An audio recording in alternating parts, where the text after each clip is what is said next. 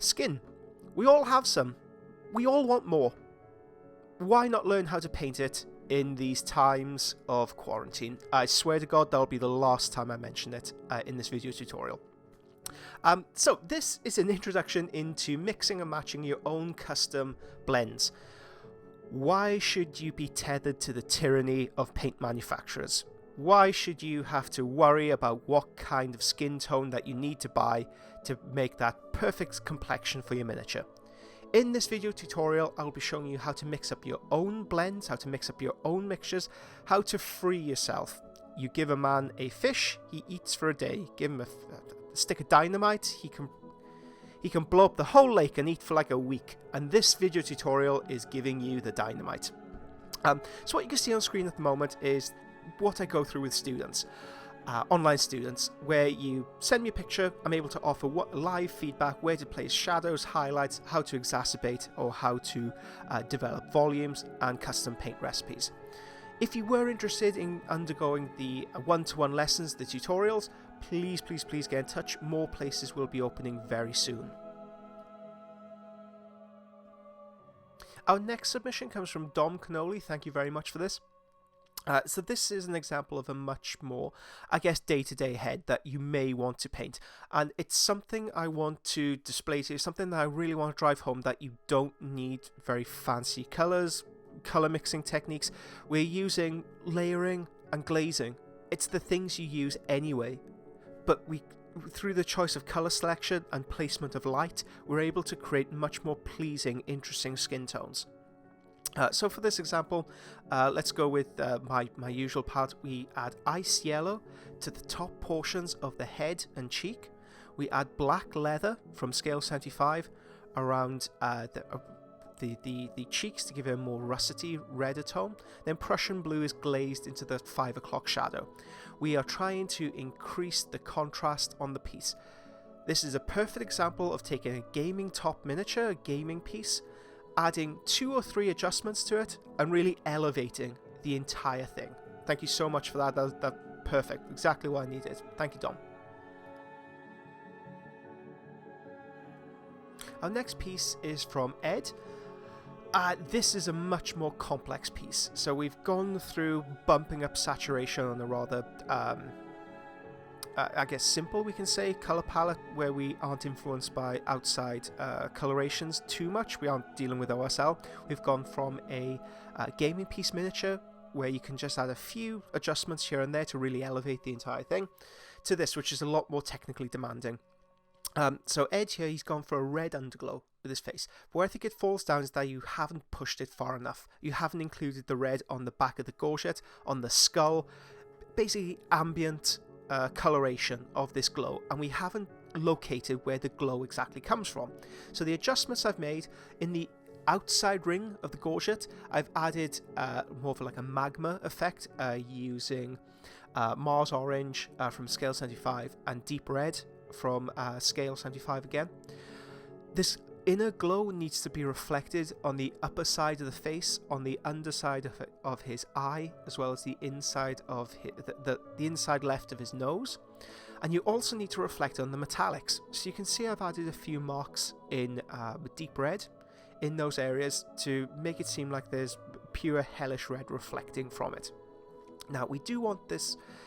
When I add OSL, I don't like going the full-blown desaturated, blow out the color zones of the face entirely. Instead, what I like to do is have, if you think of the character having like a bit of stubble, that's where I like adding this OSL glow effect. On top of this, we need to layer things like Japanese uniform for the upper cheeks, upper nose, upper brow of his head. The reason why we're using Japanese uniform is that the skin tone of Angron is rather unhealthy. We don't want to use rich reds or warm oranges. Instead, we need to use colours that have a bit of grey in them. So when you look at Japanese uniform, it is a desaturated yellow because it has a little bit of grey in there.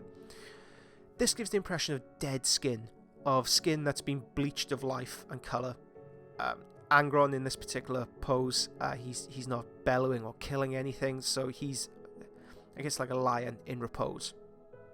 He in this scene, I can imagine he's kind of like halfway dead because he's non-action. If he's not constantly in action, well, he may as well not exist. He may as well be dead. So that's the reason why we use Japanese uniform. We build on top of this with ice yellow to express the volumes even more. And then right at the very top of the highlight, we add a cool color. We add a twist. So we can add blue, green, and white and ice yellow. So this creates a it almost looks white. It's kind of like a cool white color. And this goes right at the very apex of the highlight. The contrast we get from the warm underglow and the cool highlight on top will give a much greater depth of interest to your skin palette. Thank you so much for submitting this, Ed. I can't wait. But if you do get to work on it a little bit more, please keep me up to date.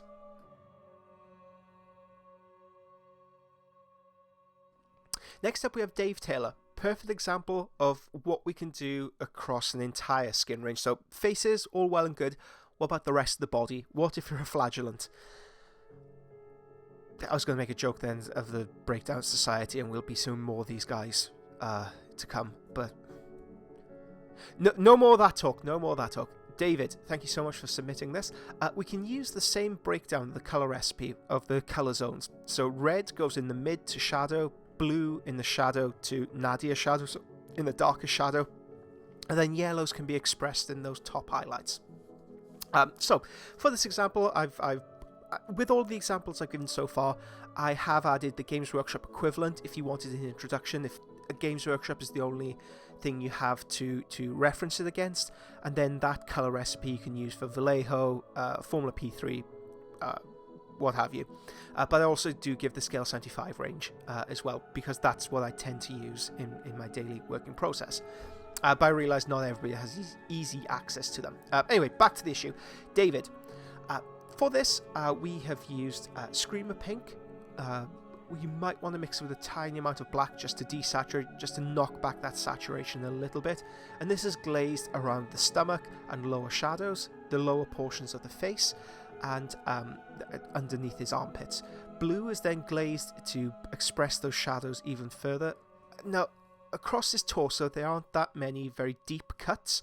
It's a very natural sculpt. So only push the blue to where it meets cloth and leather and other materials. God damn, this is such a good miniature. I need to pick this up. The yellow then goes on the top of his chest, top of his stomach, and top of his arms. And we use the same trick that we used in the Angron bust by adding a small amount of a light turquoise. In this case, it's blue horror. If you mix it with a touch of white, that would be great to create a pastel blue. And this is glazed on the very, very apex of the highlights. But perfect. Thank you so much, David. It's a great, great example. Our next entry is a mini tutorial in and of itself. So Liam Paint Stuff on Instagram, please go ahead and check his stuff out. Please go give him a follow. Excellent, excellent artist. He sent me this face to critique. I'm a little bit stumped because I don't know really how to adjust it. I just asked, that looks amazing. What was the process? So I guess this is a mini tutorial from another artist. Okay, so as for the process, I started off wet blending yellow, red and magenta across the zones of the face, top to bottom. So this is what we talked about previously, the color zones of the face. Instead of blue, Liam has chosen to use purple instead. Fantastic, that's exactly what it needs to be.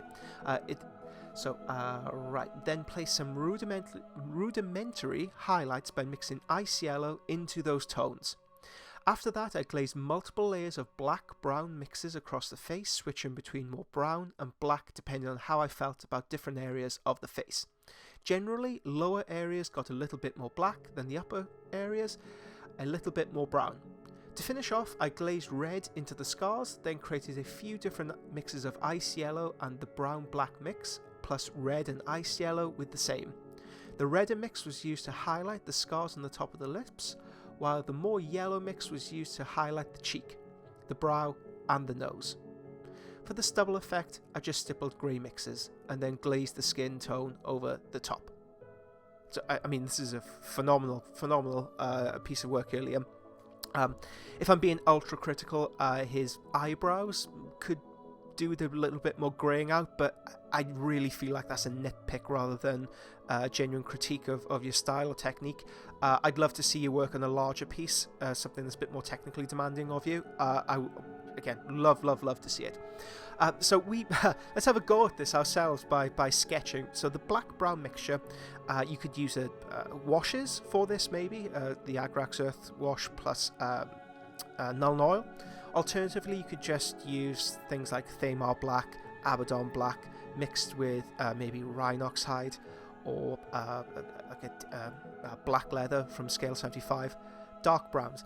The black, or the primary layers of black, goes underneath the cheek, underneath the nose, the darkest areas of shadow, whereas the brown mixture, more brown is mixed into the mixture, the top of the cheeks, top of the nose, top of the head. The ice yellow mixed into that mixture, it desaturated. That's why on the very top of his head you get a grey rather than an ice yellow, which can be quite yellow in nature. But thank you so much for your submission, Liam, and I hope this helps painters out there. Next up we have Kessler Wargaming, who sent me through a picture of his Saint Celestine. Thank you very much. Okay, female. We've looked at male skin tones so far. What about female skin tones?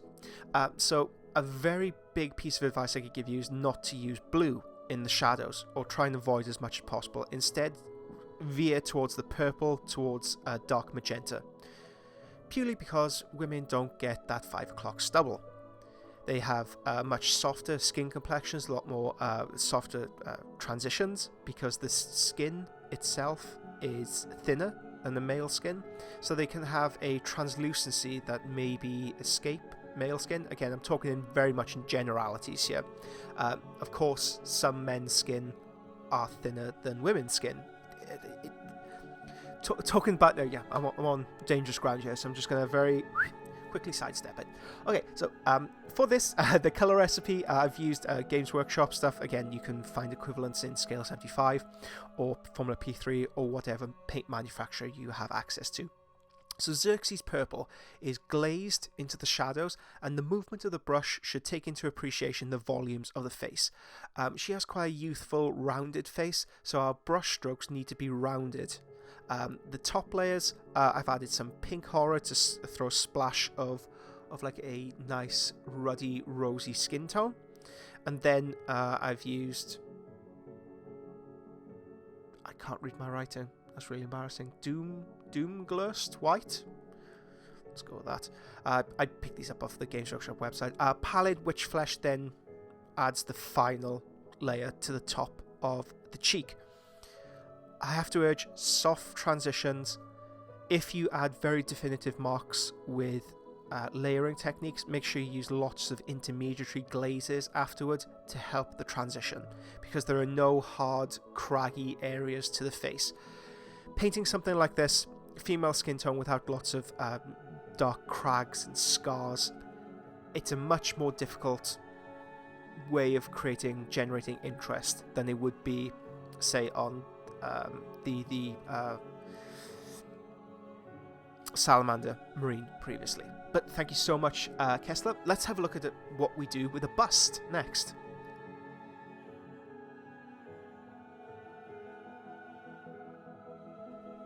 Cook for Life submitted this wonderful bust. I can see that the black armor is well on its way to completion. As for the face itself, without knowing the direction of light or the context, or if you're adding any special effects like OSL to the piece, which I think you could absolutely do, this feedback will be rather generic. We're basing this in rather ordinary daylight, and these are marks I'd make just to help express the values and volumes of the face a little bit more. Leading on from our previous discussion, stay away from pure blue, from that 5 o'clock shadow. Instead, stick around magentas, purples, around that colour range. Now, I haven't included a colour key at the end of this because I want you to... I'm trying to gently ease you away from colour recipes, from looking at the name of a colour rather than seeing the colour itself. That is a habit we need to break. Instead of looking at a paint... I think of one student in particular, you'll know who I'm talking about when you hear this. But if you see a colour called Starship Filth, wow, I have starships, I need to buy that colour. Instead, I want you to look at the bottle. I want you to analyze exactly what makes that color the way it is and try and mix up your own. And that's what this tutorial will hopefully impart onto you. How to start thinking about color mixing and matching. So what I would recommend: purples, violets, magentas around the mid-tone. Let's flush those cheeks a little bit more. And around the lips. Soft transitions. There aren't any scars or anything we can really bump up the visual interest. An interesting thing that you could do, have a look what I've done with the shadow underneath the hair falling across her face. It might be worth, so that's a trick of the photography from the lighting from above. It created an artificial shadow. Why not try and exploit that in your painting? So have a darker area underneath her hair. I think that'd be a quite interesting move to make. And then you can express the soft transitions on her face using the baseline mixture that you've used, and at the very apex of the highlight you might want to use the old trick that we've explored in this video tutorial of adding pastel blue at the very top. So you can see the line of criticism, the line of thinking that I'm introducing here, how artists, we are using the color recipes appropriately, we're expressing volumes in a good way, color selection, pushing things until they break and then taking a step back.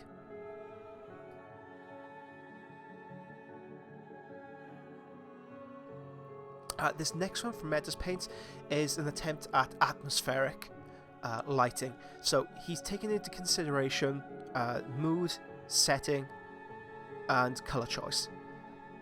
Meda's great work, but I do want you to push it even further. So have a look at this rather rugged looking gentleman.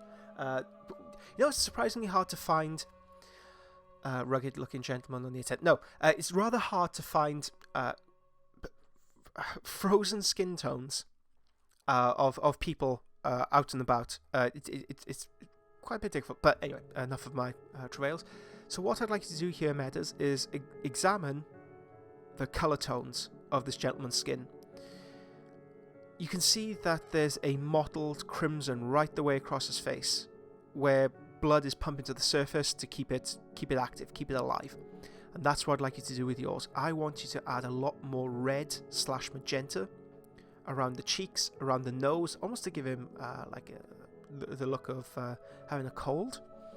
And then I want you to bleach that back with yellow, but yellow mixed with quite a lot of grey. So when you look at the gentleman's skin tone to the right, you can see that the skin tones, there's not much in the way of yellow there. We've added yellow to ours to express a much wider range of saturation of colour, but then on top of that we are adding greyed out blues as glazes. So you have the contrast between this mottled magenta crimson and then glazing the blue yellow, the very light pastel blue on top to grey them out. And you'll notice I've only added those highlights on the top of the cheeks. I haven't added them on the top of the brow or the eyes, because the hood is covering them over, so the eyes would be sunken back. But Medas, this is looking cracking, mate. Thank you so much for the submissions. And that's it for the submissions. Let's get on to a tutorial, shall we? Okay, let's go into the tutorial itself. We are starting by adding the primary colours together, and we're adding black and white for contrast. Now, of course, being the clever dick that I am, I have to complicate it even further than that. I wanted a slightly more orangish appearance to this gentleman's skin tone, and I've ended up making Japanese uniform.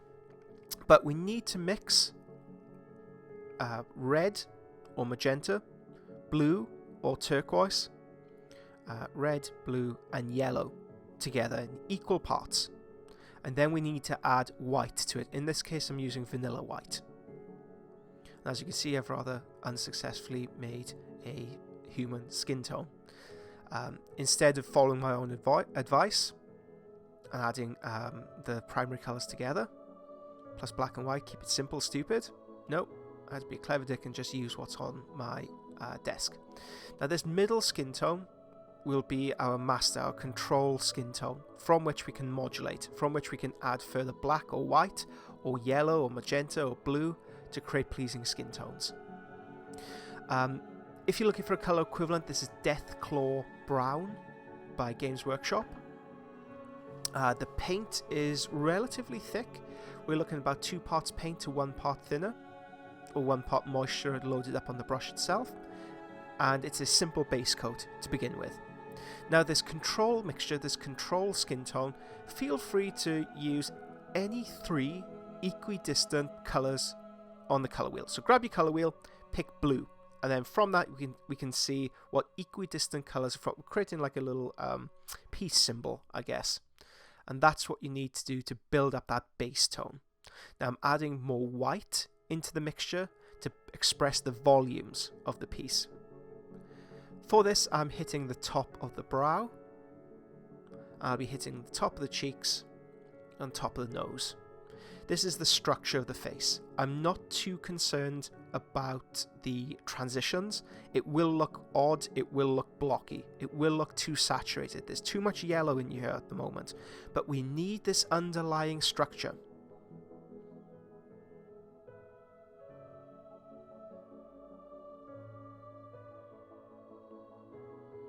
So you can see I'm feathering the tip of the brush to add those finer brush strokes. I'm adding even more white into the mixture, so you can use pure white or vanilla white. The colour doesn't really matter that much, it's more for the value of the colour. So when you look at white, it is the highest value of any colour, and black has the lowest value. This is used in light feathery strokes with the tip of the brush, again 2:1 paint to moisture. I haven't really added any thinner to it whatsoever, it's just the moisture trapped in the brush itself.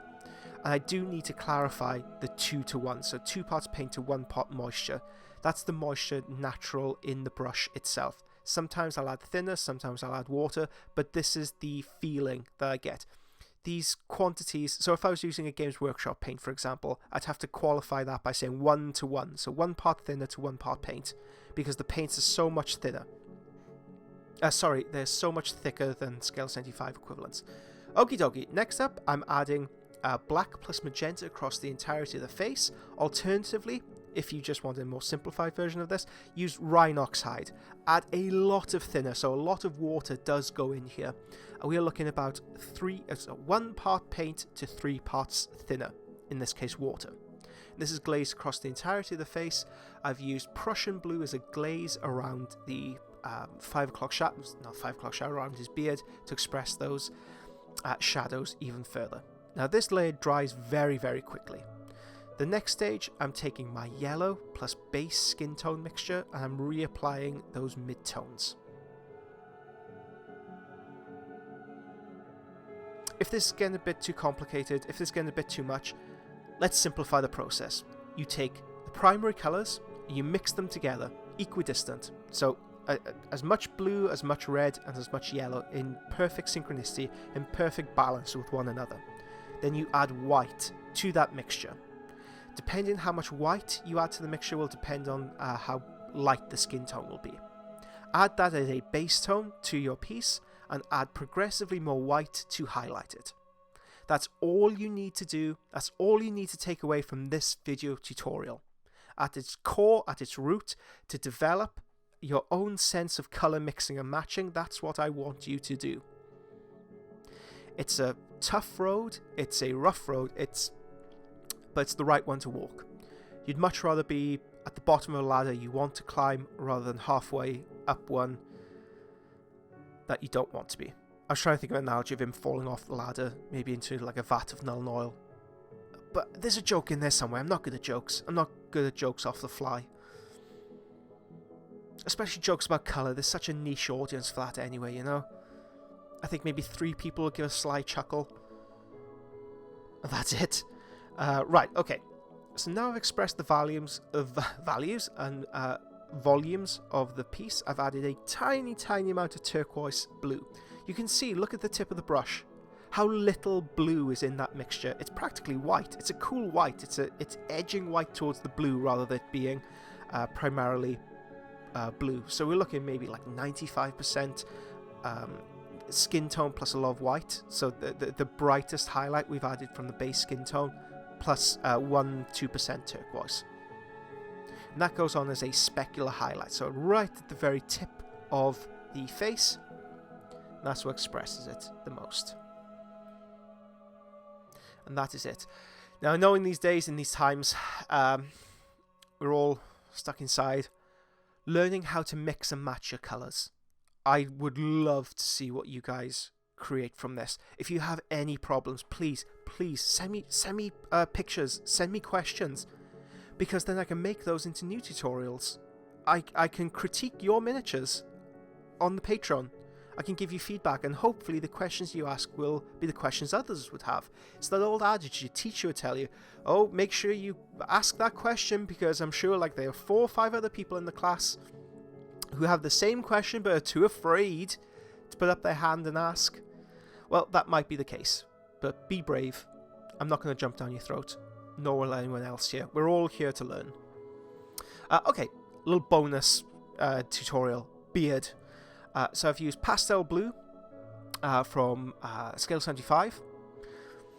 I've mixed it with a touch of I think it is desert yellow by scale 75.